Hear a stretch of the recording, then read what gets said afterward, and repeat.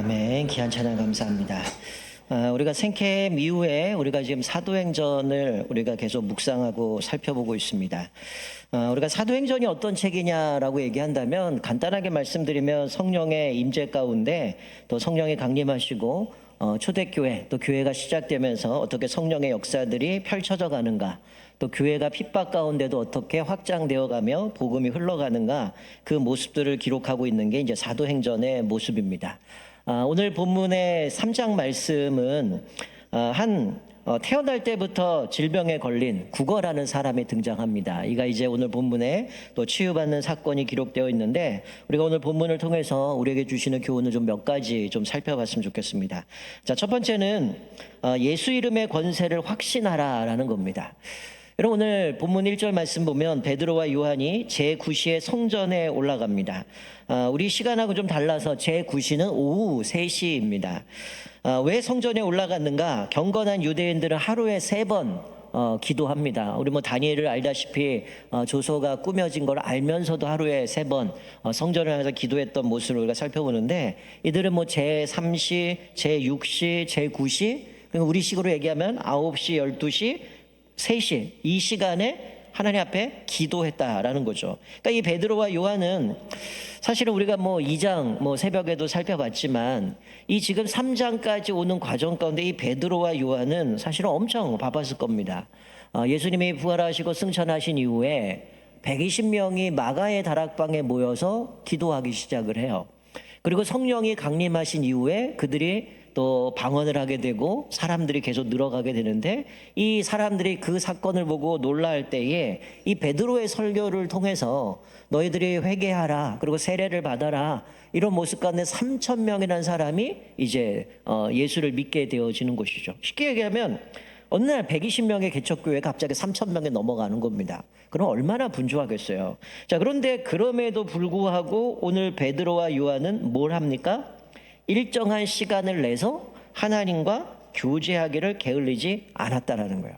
여러분, 예수님도 공생의 기간 동안 늘 3대 사역들을 하시면서 병자도 고치고 하나님 나라 선포도 하고 가르치시기도 했지만, 예수님은 그 바쁜 와중에도 밤에 시간을 내서 산에 가서 기도하시든지 아니면 아침 미명에 일어나서 기도하는 시간을 가지셨다라는 거죠. 사랑하는 성도 여러분, 여러분들 어떻습니까? 하루 중 일정한 시간을 하나님과 교제하기 위해서 따로 떼어놓은 시간들을 가지고 계십니까? 예수님도 기도를 통해서 기도를 행하셨고, 또 오늘 본문에 나오는 이 사도들도 성령의 충만함 가운데 기도를 통하여 또 평소 습관을 따라 기도함으로 이런 놀라운 능력을 행할 수 있었다면, 우리는 얼마나 더 많이 기도하고 또 주님을 의지하며 살아가야 될까요? 우리는 이런 경건의 습관을 통해서 우리 영적인 근육들을 키워갈 수 있습니다. 우리가 예수 믿지만 우리 안에 끊임없는 여러 가지 어려움들이 찾아오죠. 고난도 오고 또 상처도 받고 우울도 걸리고 또 여러 가지 많은 어려움들이 있지만, 우리가 이런 경건한 습관을 통해서 주님과의 친밀한 교제를 통해서 우리는 이 모든 어려움들을 믿음으로 승리할 수 있기 때문이라는 거죠. 자, 사도들이 이렇게 성전에 일정한 시간을 정해서 기도하러 올라갔는데, 자, 오늘 본문에도 보면 또 한 사람이 등장하죠. 정해진 시간에 습관적으로 성전에 올라갑니다. 근데 이 사람은 왜 올라갑니까? 기도하러 올라간 게 아니라 날 때부터 못 걸었기 때문에 구걸하기 위해서 성전 미문 앞에 앉아 있는 것이죠. 여러분, 왜 성전 미문에 갔을까요? 어떻게 보면 여기는 최적의 장소입니다. 여러분, 경건한 유대인들이 하루에 3번 9시, 12시, 3시에 기도하러 간다면 딱 그 시간에 가서 앉아있으면 어떻게 해요? 만날 거 아닙니까? 그럼 기도하러 가는 사람에게 나 이거 힘듭니다, 나 좀 도와주십시오, 한 푼만 주십시오, 이러면 어떡하겠어요? 강박한 사람도 마음이 열릴 거란 말이에요.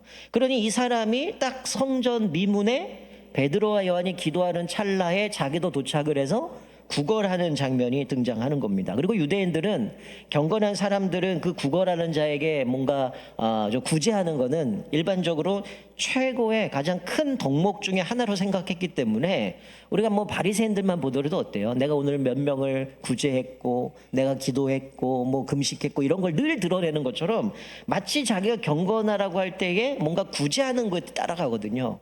그러니 이 자리에 앉아 있으면 누군가가 자기에게 선행을 베풀 거는 뻔한 떠나기 때문에 그 자리에 가서 앉아 있는 겁니다. 자, 오늘 본문에 이 베드로와 요한이 구걸하는 그 사람을 봐요. 그리고 그 사람이 이렇게 얘기합니다. 우리를 보라. 여러분, 이 안진뱅이가 이 이야기를 듣고 어떤 마음이 들었을까요? 오늘 본문에는 구걸했다라고 되어 있는데, 우리를 보라 그러니 돈을 주든지 먹을 것을 주겠구나라는 생각을 했을 겁니다. 그런데 이 사람은 뜻밖의 이야기를 듣죠. 베드로가 뭐라고 얘기합니까? 나 은과 금은 없어. 그러나 내게 있는 걸 너한테 줄 거야. 어떤 마음이 들었을까요? 은금은 없으면 나에게 뭘 주려고 그러지? 이 사람 뭘 갖고 왔지? 이 생각을 했는데 딱 던지는 얘기가 나사렛 예수의 이름으로 일어나 걸으라, 이렇게 말씀합니다. 이 사람은 얼마나 실망했을까요? 자기는 오로지 돈 아니면 먹을 것, 이거 갖고 매일매일 자기 생활을 연명하고 살아가야 되는데, 지금 베드로와 요한이 하는 얘기는 은과 금은 없고 자기에게 있는 거 주겠다고 했는데 그게 다른 물건이나 어떤 물질적인 것이 아니고 뭐예요? 예수 그리스도의 이름으로 일어나 걸으라는 겁니다. 사랑하는 성도 여러분, 저는 이 말씀을 보면서 어떤 생각이 들었냐면, 우리 그리스도인들이 늘 기도합니다. 근데 우리가 주님 앞에 기도할 때 하나님께 구하는 것, 내가 원하는 것에 목숨 걸지 않으셨으면 좋겠어요. 무슨 얘기냐면, 우리가 대다수가 하나님 앞에 기도하는 것들은 우리 근시안적인 생각에 하나님, 내가 지금 이 문제가 있으니 이렇게 해결해 주셔야 되고요, 이 문제는 이렇게 해결되면 제가 좀 편안해질 것 같습니다. 그러니 이거 해결해 주세요. 이렇게 기도할 때가 많거든요. 근데 오늘 본문 말씀에 보면 주님은 당장 내 눈에 이성으로 아니면 내 근시안적인 관점으로 구한 것을 주신 것이 아니라 가장 최선의 것을 주시는 줄 믿으시기 바랍니다. 이 사람은 물질, 돈, 먹을 것, 이거를 원했지만 우리에게 완전히 새로운 삶을 주시기 원하고 이 사람이 가지고 있는 모든 문제를 도와주기를 원했다는 거예요. 그래서 더 귀중한 것을 주신다는 거죠. 그래서 이에게 뭐라고 말합니까? 일어나 걸으라고 명령을 합니다. 여러분, 이 명령은 베드로의 능력, 베드로의 어떤 그 자기가 가지고 있는 그것이 아니라 예수 그리스도의 이름의 능력을 힘입어서 이렇게 선포한 거죠. 여러분, 사실 베드로가 이렇게 할 수 있었던 이유가 뭘까요? 여러분, 우리가 사도행전 앞에 사복음서를 보게 되면 이 베드로는 사실은 그 전까지는 어떤 사람이었습니까? 예수님을 따라다니는 제자이긴 했지만 3번을 부인하고 도망갔던 사람이에요. 근데 왜 이렇게 지금 베드로가 나사렛 예수의 이름으로 일어나 걸으라고 얘기했을까요? 그것은 바로 예수 이름의 권세를 확신했기 때문이에요. 베드로가 달라졌습니다. 예수님을 쫓아다녔어요. 물고기 잡다 예수님 부르셔서, 요번 주일학교 성경학교 때도 요 내용들을 다루겠지만 예수님이 베드로를 부르십니다. 그가 회개하고 예수님의 제자가 돼요. 근데 따라다니는데 뭐가 다른 거예요. 내가 생각할 때는 소위 정치적인 메시아, 우리를 로마로부터 구원해주고 우리에게 뭔가 평안을 주고 오히려 우리가 로마를 지배할 줄 알았는데 예수님은 별 볼 일 없고 무시당하고 이런 모습, 심지어는 제자의 어머니는 당신의 나라가 임하면 내 아들 하나는 오른쪽에 하나는 왼편에 뭔가 권력을 갖고 내가 뭔가를 누릴 거를 생각했는데 막상 예수님을 봤더니 우리가 생각했던 메시아가 아닌 거예요. 그리고 이 사람들이 하루아침에 다 등을 돌리기 시작합니다. 자, 자막을 보시면 요한복음 6장 66절에 이렇게 말씀해요. 그때부터 그의 제자 중에서 많은 사람이 떠나가고 다시 그와 함께 다니지 아니하더라. 여러분, 예수님을 이들이 기대했던 모습이 아니니까 제자들이 다 떠나가 버려요. 함께 다닌 사람이 없더라고 얘기를 합니다. 근데 성령이 오셔요. 성령의 능력을 덧입고 나서 이 베드로는 그 능력을 맛보고 나니까 예수 이름의 능력이 얼마나 큰지를 확신하기 시작한 겁니다. 그래서 베드로의 설교를 통해서 3,000명에게 세례를 주는 장면이 나오는데, 여러분, 베드로가 옛날 같으면 어떻게 했을까요? 사람들이 이거 뭔 일인가, 어떻게 이럴 수 있지? 이런 상황 가운데 달리 행동할 수 있지만 거기서 뭐 합니까? 기회를 잡아서 예수를 선포하는 겁니다. 니들이 십자가에 죽으신 예수를 하나님이 살리셨다. 그리고 예수 그리스도의 그 능력으로 우리가 지금 이 성령이 약속한 대로 임하게 되었고 우리가 그 권능을 받게 되었음을 선포하기 시작을 하는 거죠. 그리고 그들에게 회개하라. 그리고 세례를 받으라. 그것을 통해 3,000명이 예수를 믿게 되었다라는 것이죠. 그러면서 사도행전 2장 말미에 보면 그들이 모여서 떡을 떼고 교제하고 하나님을 예배하고 앞에 하나님을 찬송할 뿐만 아니라 사람들에게 칭송을 받게 돼요. 그래서 수가 점점 늘어났다라고 말씀하셔. 이 모든 과정을 통해서 이 베드로는 하나님이 예수를 살리셨고 그 예수를 통해서 우리에게 정말 영원한 생명을 주셨구나. 예수 이름의 그 권세 능력이 얼마나 큰지를 고백하고 있는 거죠. 여러분, 유대인들 사고에 있어서 이름이라는 거는 단지 어떤 한 사람을 지칭하는 게 아니라 그 사람의 모든 걸 대표합니다. 그러니까 예수 그리스도의 이름은 예수 그리스도의 권능, 예수 그리스도의 능력을 말하는 거죠. 여러분, 예수님이 그 십자가에 돌아가시기 전에 제자들에게 70인 전도대를 파송하는 장면이 나와요. 이들이 가서 이제 예수님께 말씀 듣고 하나님 나라 복음을 증거하기 위해서 뿔뿔이 흩어집니다. 그들이 이제 전도하고 돌아와서 예수님께 보고하는데 이렇게 말하고 있어요. 누가복음 10장 17절에 우리 자막으로 이렇게 말씀합니다. 70인이 기뻐하며 돌아와 이르되 주여 주의 이름이면 귀신들도 우리에게 항복하더이다. 뭐라고요? 예수님의 이름으로 귀신도 항복했다는 거예요. 즉 이 이름에는 능력이 있다라는 거죠. 오늘 이 베드로는 이 예수 그리스도의 능력을 확신하고 이제 말만 하지 않고 뭐합니까? 믿음 행동을 해요. 그 사람의 손을 잡고 일으켜 세웁니다. 여러분, 태어날 때부터 걷지 못한 사람을 일으킨다, 이거 쉬운 일이 아니죠. 근데 베드로는 분명한 믿음, 예수 그리스도의 이름의 능력을 확신했기 때문에 그 사람의 손을 잡고 일으켰더니 본문에 뭐라고 말씀해요? 발과 발목에 힘이 생겨서 그 사람이 자기 몸을 지탱할 수 있게 되었다라는 것이죠. 자, 두 번째로 우리가 첫 번째는 예수 그리스도의 이름의 능력을 확신하라 그랬는데, 자, 그러면 예수 이름의 능력을 맛본 사람은 어떻게 살아야 됩니까? 어떻게 살아야 될까요? 하나님을 찬양하는 삶을 살아야 된다라는 거죠. 여러분, 평생 고민한 일이 예수님의 이름의 능력을 한 방에 해결됩니다. 여러분, 어쩌면 이 사람은 평생 처음 걷게 되고 그 두 다리로 가장 먼저 들어간 곳이 어디입니까? 성전이었다라는 거야. 맨날 성전 미문 앞에까지밖에 갈 수 없었던 거죠. 그곳에서 하나님을 찬양하는 거죠. 8절 보니까 뛰어 서서 걸으며 그들과 함께 성전으로 들어가면서 걷기도 하고 뛰기도 하며 하나님을 찬송하니 라고 말씀합니다. 여러분, 이 안진뱅이는 어쩌면 평생 자기는 저주받은 인생이라고 생각했을 겁니다. 난 도대체 뭘까? 왜 난 태어났는데 못 걷는 건가? 내가 뭔 죄를 졌나? 왜 나에게 이런 벌을 내리시나? 평생 저주받은 인생으로 한탄했을 거예요. 유대인의 정결법에 의하면 성전에 못 갑니다. 부정한 사람이기 때문에. 예배 드리고 싶어도 들어갈 수 없고, 남들은 가서 하나님 앞에 기도하고 제사 드리는데 못 들어가요. 부정한 사람이기 때문에. 그런데 소망마저 포기했던 이 사람이 예수 이름의 능력으로 이 베드로와 요한을 통해서 안저밖에 살지 못했던 그 사람을 일으켜 세웠더니 뭐 하는 거예요?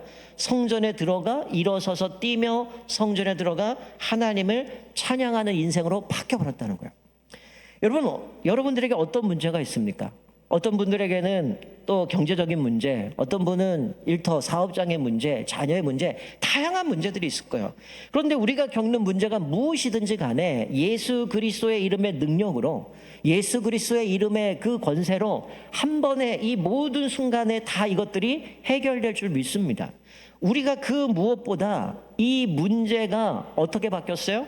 나 저주받은 인생, 소망도 없고 나 끝났어 라고 하는 그 자기의 상황이 변화돼서 뭐가 됩니까? 하나님을 찬양하는 증거가 됐다는 거예요. 여러분의 지금 겪고 있는 문제, 여러분의 겪고 있는 그 고난이 여러분의 인생에 하나님을 찬양하는 하나님의 살아계신 증거가 되기를 주님으로 축원드립니다.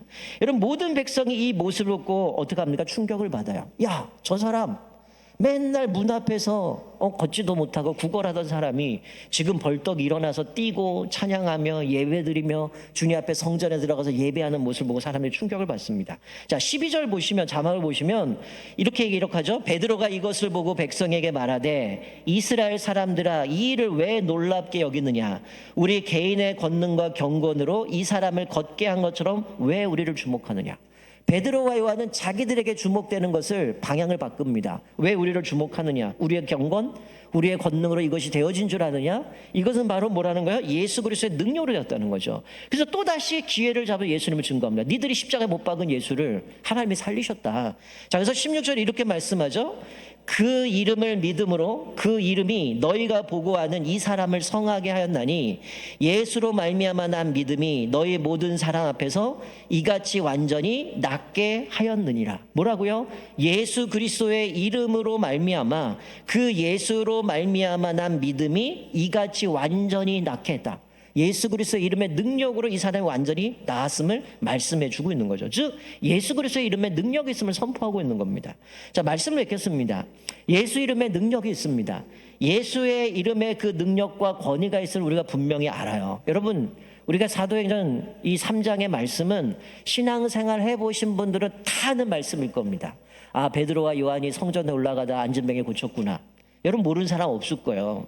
그런데 문제는 뭡니까? 우리의 심령에 예수님으로 충만하냐는 거죠. 우리도 예수를 믿어요. 예수 그리스도의 이름 늘 기도할 때 예수님의 이름을 기도합니다. 늘 기도합니다. 근데 우리 안에 내 심령에 예수님으로 충만하냐는 거죠. 예수 그리스도의 이름의 권세를 확신하냐는 겁니다.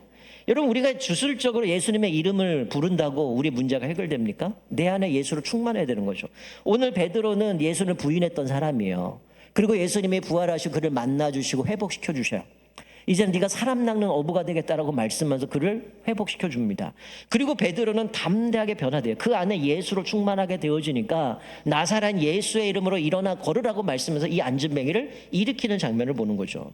여러분, 우리가 이 모습을 보면서 우리 안에 정말 예수 그리스도의 이름의 능력이 있습니까? 또 내가 예수 그리스도의 그 능력을 확신하며 살아갑니까? 여러분, 그 교황 중에 아주 그 유명한 예화가 있습니다. 교황 이노센트 4세와 토마스 아퀴나스의 대화가 아주 인상적인 기록이 있는데, 여러분 콘스탄틴 황제가 이제 성당을 지어서 이제 그 바쳤던 기증한 그 성당 발코니에 이노센트 4세 교황과 토마스 아퀴나스가 둘이 대화하는 장면이 기록이 있는데 이렇게 얘기를 합니다. 어느 날 이 둘이 대화를 하는데 때마침 성당에 각종 나라에서 각국에서 헌금한 것들이 헌금 자루구다 그 성당으로 들어오기 시작을 했어요. 그때에 이 교황이 그것을 바라보면서 이렇게 얘기합니다. 토마스 아퀴나스에게, 선생 보시오, 베드로 사도께서 은가금은 없다고 말했는데 지금 교황청은 은가금이 넘쳐나고 있습니다. 그러자 토마스 아퀴나스가 깊은 한숨을 쉬면서 이렇게 대답했다고 그래요. 예, 그렇습니다, 교황님. 하지만 교황님, 오늘의 교회는 은가금은 있지만 대신 안진뱅이에게 일어나 걸으라고 말할 수 있는 나사렛 예수 그리스도의 능력을 상실해 버렸습니다. 이렇게 얘기했다는 거예요. 여러분, 중세 시대에 그들이 어떻게 합니까? 돈 때문에 성전 짓겠다고 면죄부도 찍어내고 돈에 흘러가다 보니까 하나님이 아니라 물질의 노예가 되고 만몬의 신에 붙들려서 결국 무너지게 된 거 아니에요? 근데 이 교황은 이 교황청 안에는 은가금이 넘쳐난다. 근데 토마스 아퀴나스는 뭐라고 얘기해요? 그러나 나사렛 예수의 이름으로 일어나 걸으라고 얘기하는 예수 그리스도의 능력을 선포할 사람이 없다라는 거예요. 여러분, 일본의 신학자인 우찌무라 간조가 이런 얘기를 했어요. 이 사람은 더 심각하게 이렇게 표현합니다. 좀 충격적인 얘기인데 이렇게, 나는 가룟 유다가 부럽다. 여러분, 가룟 유다가 부러워요? 안 부럽잖아요. 근데 이분이 이렇게 얘기를 해요. 나는 가룟 유다가 부럽다. 그는 팔아먹을 예수라도 있었지만 현대교회는 팔아먹을 예수조차 없다. 이런 교회 안에 예수가 없다는 거예요. 그만큼 교회가 타락했다라는 거예요. 키에르케고르도 현대 기독교를 향해서 냉소적으로 이렇게 얘기합니다. 예수님은 물을 포도주로 만드는 기적을 행했는데 그러나 오늘날 교회는 더 위대한 일을 했다. 그들은 그 포도주를 다시 물로 바꿔버렸다는 거예요. 예수 그리스도의 능력, 예수 그리스도의 그 힘의 능력마저도 이들은 다 원래대로 돌려버리면서 완전히 그 능력을 상실시켜버렸다는 거죠. 여러분, 이 땅에 많은 신학자들이 있지만 요즘 현대 신학의 많은 자유주의 신학자들이 뭡니까? 우리의 이성으로 이해 안 되는 거 다 찢어버리자는 거예요. 예수님이 오병이어를 걸어? 오병이어를 먹이셨어? 무리를 거르셨어? 이거 다 뻥이야. 그러니 이거 성경에서 찢어버려야 돼. 그래서 역사적인 예수만 전해야 된다라는 현대주의 그 자유주의 신학자들이 있습니다. 우리의 머리로 이해되지 않은 거는 성경이 아니라는 거예요. 그리고 우리 인간적인 생각으로 이성으로 이해된 것만 하나님을 믿다 보니 어떻게 해요? 세상 방법을 쫓아가고 살아간다라는 것이죠. 이 키에르케고르가 이렇게 다시금 그 포도주를 물로 바꿔버렸다고 하니까 어떤 신학자가 이렇게 논평을 했습니다. 뭐라고 그랬냐면, 현대교회는 한 걸음 더 나아갔다. 포도주를 담았던 항아리마저 깨버렸다. 그 깨어진 항아리에 목회자가 찔리고 성도들도 찔리고 이웃들도 찔리고 교회 밖에 있는 사람도 찔려 지금 피를 흘리고 있다. 여러분, 이 기독교가 그래도 소망인 거는 우리가 타락하고 변질됩니다. 우리가 완전한 존재는 아니에요. 그러나 교회는 예수 그리스도의 몸이기 때문에 그래도 교회가 소망이고 오직 주님의 복음 안에서 우리는 이 땅을 회복시킬 수 있다라는 것이죠. 근데 문제는 뭡니까? 우리 안에 예수 그리스도의 능력으로 충만하냐는 거예요. 우리가 늘 입으로는 고백하는데 그 능력을 확신하고 그 능력을 내 안에 충만하게 채워가고 있냐는 거죠. 여러분, 우리가 신앙생활 오래 했어요. 신앙생활 늘 합니다. 근데 우리가 결정적인 순간에 뭐야? 예수 그리스도의 이름의 능력 필요 없는 거죠. 빠른 길을 찾아갑니다. 내가 돈 있으면, 저 사람이 있으면 내가 할 수 있는데, 그러니 기도할 이유가 없죠. 기도한다는 건 내 힘으로 안 되니 하나님 나에게 지혜 주셔야 되고 하나님의 뜻을 구해도 가야 되는데, 기도하지 않는 이유는 하나님 필요 없기 때문이에요. 기도 안 해도 내 힘으로 할 수 있다라는 생각인 거죠. 여러분, 이 이야기가 한국 교회는 예외일까요? 수많은 그리스도인 1,400만까지 기독교인이라고 했던 이 대한민국이 어느 순간 1,000만도 안 되고 지금 뭐 500만, 600만 그것도 안 된다라고 얘기할 정도로 완전 바닥치고 있는데 왜 그럴까요? 우리 안에 예수 그리스도의 이름의 능력을 상실해 버렸기 때문이에요. 예수를 믿지만 예수 그리스도의 능력을, 그 권위를 확신하지 않기 때문에 교회 생활하지만, 신앙 생활하지만 명목적인 그리스도인이 너무 많다는 거죠. 진짜 복음대로 살아내지 못한다라는 것이죠. 우리가 오늘 말씀을 기억하면서 한번 내 자신을 돌아봤으면 좋겠습니다. 나는 정말 예수 그리스도의 이름의 권능, 예수 그리스도의 이름의 능력을 내가 확신하는가? 내 안에 그 하나님의 그 놀라우신 은혜들을 깨닫고 주님 앞에 늘 감사하며 살아가는가? 여러분, 예수님이 그 나병 환자 10명을 고치잖아요. 근데 돌아온 사람은 딱 한 명입니다. 예수님 뭐라고 해요? 그 9은 어디 갔느냐? 여러분, 내가 하나님 앞에 기도할 때는 언제고 응답해 주면 뭐합니까? 언제 하나님이 나에게 해줬냐는 등 마치 내 노력, 내 힘으로 한 것처럼 영광 돌리지 않아요. 그러다 보니까 뭐야? 다 내 영광이죠. 내가 들어가는 거죠. 근데 오늘 베드로는 어떻습니까? 왜 우리 주목하느냐? 우리의 능력, 권능을 한 줄 아느냐? 예수 그리스도의 이름의 능력으로 이 사람이 온전하게 회복되었느니라 오로지 주님만 드러내는 모습을 보게 되어집니다.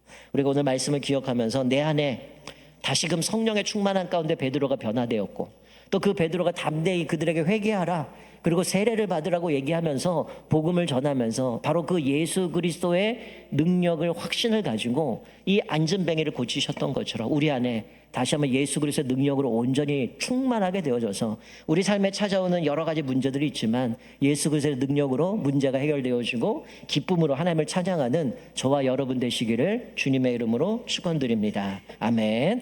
우리